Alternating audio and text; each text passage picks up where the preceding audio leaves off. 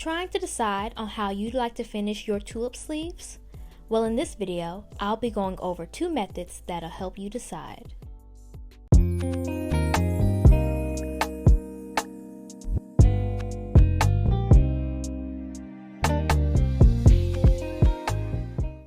Hello everyone, it's your girl, SEWrifically Sarah, and in today's video, I'll be going over 2 methods of how to finish a tulip sleeve. Now, quick disclaimer, I am only going over how to finish a tulip sleeve, not how to make one. However, I do have a basic tulip sleeve tutorial. I will put the link in the description box below, so please check it out. Also, these are just 2 methods, 2 of many methods you can use to finish a tulip sleeve. Definitely watch until the end of the video because I will recommend 2 more methods you can also use to finish a tulip sleeve. Alright, without further ado, let's hop right onto it. So the first method we'll be going over is lining the tulip sleeve. Here are the supplies needed. You need a basic tulip sleeve pattern. Again, I already have a tutorial on how to make one if you need it, so check it out. Thread, fabric, scissors, pins, and an iron, which is off screen right now. I have placed the tulip sleeve patterns onto my main fabric, which is folded with right sides together, by the way, so I can pin the pattern in place. You know, I always forget to mark the grain line on my patterns because I instinctively know which direction to place the pattern, but please make sure you're placing your pattern on the fabric in the direction that's needed, keeping in mind whether your fabric has stretch or not, or whether there's a print or not. After I'm done pinning, I'm cutting out the pieces with a 1/2 inch seam allowance all the way around. I'll always add seam allowance after the fact and not when I'm initially making the pattern, just personal preference. Now, I'm grabbing the fabric I'm using as my lining. By the way, the fabrics I'm using are leftover satin fabrics from my stash. I'm going to cut out my lining pieces exactly the same as the main pieces. Alright, I have my front piece right here and my back piece. The purple satin is my main fabric and the silver satin is my lining. I'm going to take my scissors and cut slits/notches on the pieces before removing the patterns. I'm first going to take the back piece and cut a small slit marking the center of the tulip sleeve at the center line of the pattern. We need to make slits or some kind of marking in order to help match the front and back pieces together, as well as the lining pieces. Next, I'm going to make another notch slit on the side of this back piece where the edge of the front piece hits it when you lay the front piece on top of the back piece. I know where to place the slit because I already marked this point on the pattern and is explained in my basic tulip sleeve tutorial. But you can determine where to make these slits real quick by placing the front piece on top of the back piece. The point where the front piece pattern edge meets the back piece is where you will make the slit. And then do the same on the other side where the back pattern edge meets the front piece side and make a slit. Okay, now I'm going to my front piece and making sure that it has its center and side slit notches just like the back piece. Then I'm double checking that everything matches up by placing the front piece on top of the back and everything looks great. Now it's time to remove the pins from the patterns. I highly suggest putting markings or pins on one of the pieces to differentiate the front and the back. I decided to place pins on the main front pieces and lining front pieces. I'm going to place the lining pieces aside and grab the main pieces. I am now going to make the right and left arm pairs by placing the front pieces on top of the back pieces with right sides up. I'm not pinning anything together yet, just placing in order to determine the pairs. Also, you can tell which pair is the left arm sleeve versus the right arm sleeve by loosely pinning the pieces together and placing them on your arm or a mannequin arm. The front pieces of your sleeves should always face the front. If they're not facing the front, that means you have the wrong sleeve on the wrong arm. So now I'm going to take one of the pairs, which is the left arm sleeve, put right sides together and pin them together at the sleeve seam. I will do the same thing for the right arm sleeve as well as the lining pieces once I pair them up.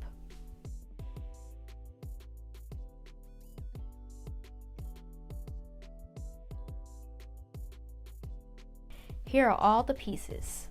I will sew all of the arm sleeve seams with a 1/2 inch seam allowance. Okay, here are what the seams look like. I'm now going to press open the sleeve seams of all the pieces as well as give all the pieces an overall good pressing.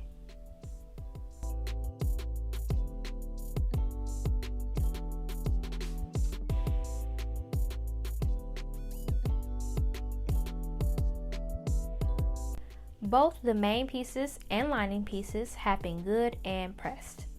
Now I'm going to take one of the main sleeves, which is the left arm sleeve, and pair it with its coordinating lining sleeve, which is technically the right arm lining sleeve. Whenever you work with lining pieces, most of the time they are opposite of the main fabric pieces, and that's because the lining will be right side out. Once you find the corresponding lining sleeve piece, match them with right sides together. Now I'm going to pin together the bottom of the sleeve, this V-shaped bottom right here. I first pin the sleeve seams together, and then I pin together and match in place the main fabric notches to the lining fabric notches at the top of the sleeve, on both sides. Then I continue to pin the bottom of the sleeve. I do the same thing on the other sleeve as well.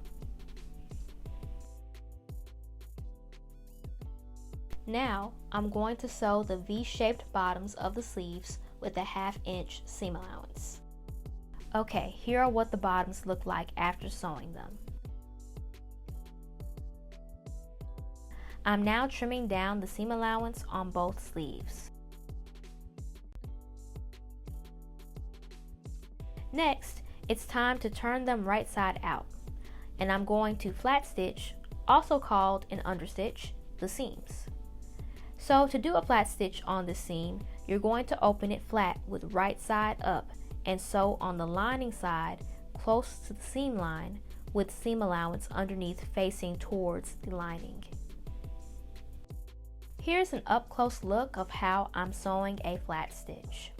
My lining is on the left and the main fabric on the right, and the inside seam is facing the lining side or towards the left. And I'm just going to take my time as I'm sewing close to the seam line. Flat stitching comes in super handy when you want your seam to lay flat and keep the lining from showing. As I'm reaching the midpoint of where the arm sleeve seams meet, it's going to be thicker, of course, so just take your time.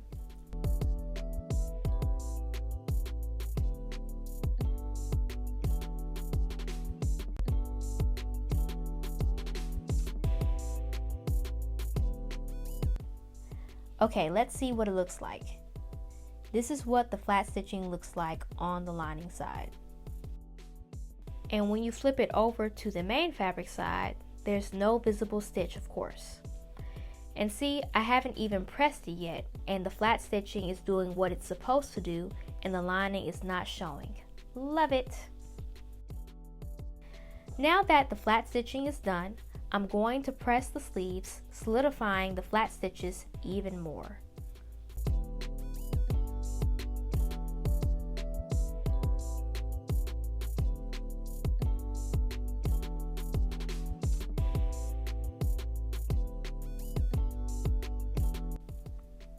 Alright, now I'm going to pin the top of the sleeves to hold them in place because I'm going to do a basting stitch from one top end to the other top end, keeping the lining and main fabric together. Remember to make sure that your lining notches and fabric notches match properly as well. I'm going to sew my basting stitch about 1/8 inch from the raw edge. Okay, I'm done with basting and here's what it looks like. Again, it's about 1/8 inch away. Now I'm going to cut off the excess lining here at the top. Keep in mind that when you trim off the excess lining, you may end up trimming off the lining notches, so you may need to recut those slits.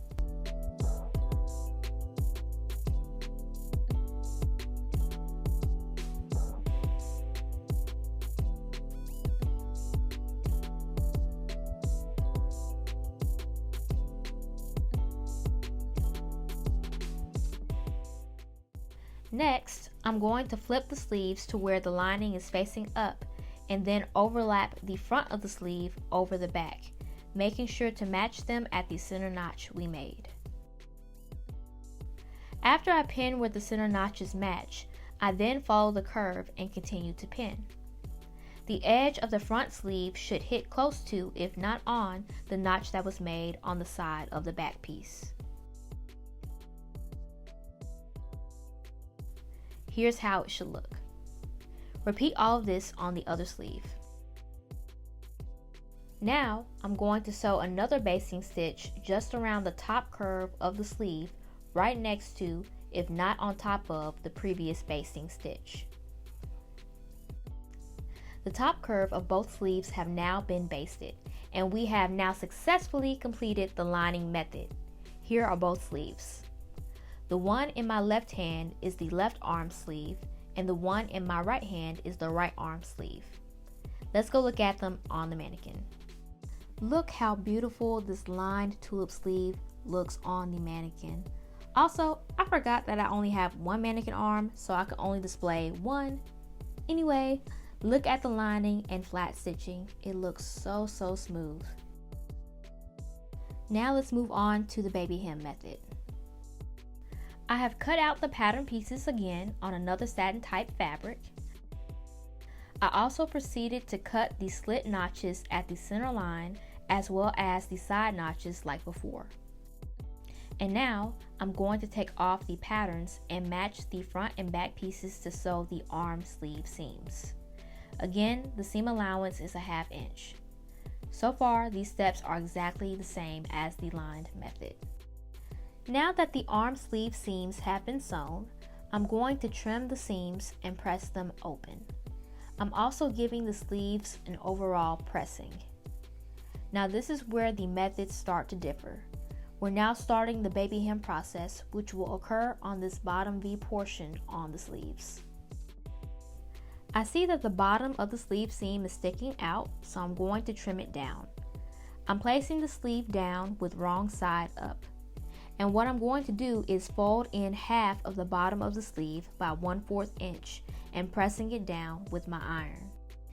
Now, depending on the type of fabric and or your skill level, you may be able to fold the hem in 1/4 inch as you're sewing it down.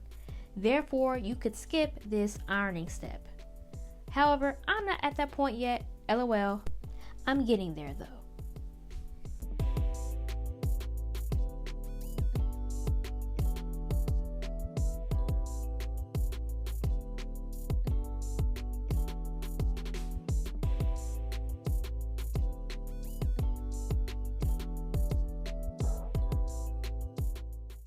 Okay, I'm turning it to the right side and pressing the fold.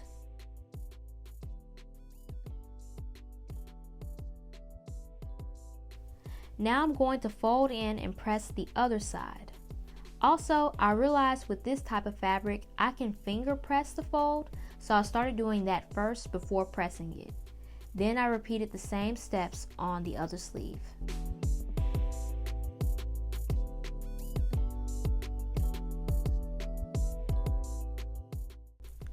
Alright, so here's what the 1/4 inch press fold looks like. And next, what I'm going to do is sew a stitch right down the middle of the fold from one end to the other. I'll do this for both sleeves.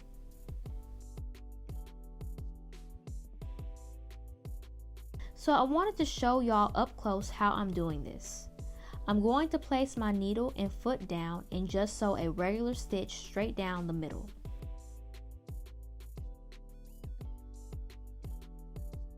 Then, once you get to the middle of the V, you'll pivot your needle and finish stitching the other side.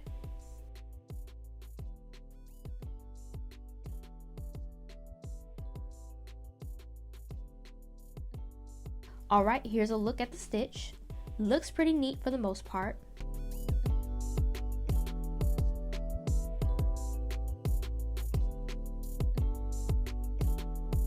Now I'm going to fold in the hem again by 1/4 inch, essentially doing what I just did and sewing right on top of the first stitch that I made. Now because the first stitch is there, it's pretty simple to fold the hem in 1/4 inch and sew it down as you go. However, you can still definitely press it with your iron first, then sew it just like the first time. I'm going to skip that step though this time around. Okay, so I wanted to show this part here as I reach the midpoint. Since I opted out pre-pressing the fold this time, I'm going to sew to the midpoint, backstitch, cut the threads, then fold in the other side and reinsert the needle and backstitch again. Be aware that the midpoint may be a little thick now, so take your time. Then continue to sew the rest.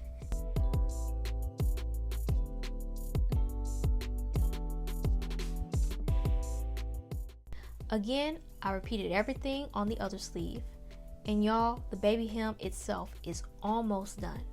You can see how I stitched very close, if not right on top of the first stitch. Now I'm going to press the baby hems.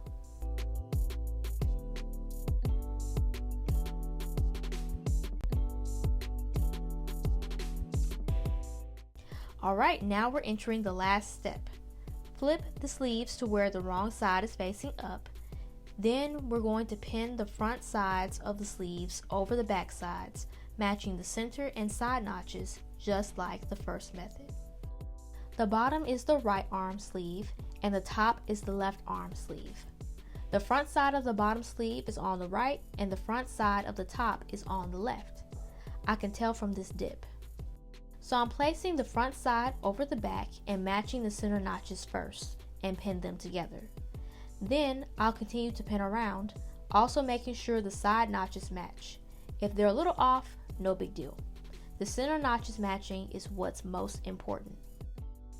Alright, so I'm going to do a basting stitch starting at this edge and going around the curve, just the top curve, and I'll sew it 1/8 inch from the raw edge. Repeat on the other sleeve. The basting stitches are now done and the sleeves are complete. They just have to be sewn into whatever garment they go into. Let's go see them on the mannequin. Here's what the baby hem method looks like on a tulip sleeve. It looks very nice and neat. In my opinion, this method is probably best suited for lighter types of fabrics. Alright, those are 2 methods on how to finish tulip sleeves. Now I'm about to give you 2 more you can also do. So instead of a baby hem where you're doubling the hem over and sewing it, you can serge the hem, fold it over, then sew it. However, that would mean you would have to have a serger. If you have one, I would suggest using that method, but if you don't have one, just use the basic baby hem. Another method you can use is bias binding or bias tape. And this can be bias binding you have created yourself or bias binding that you've bought at Joann's that are already pre-made in the package.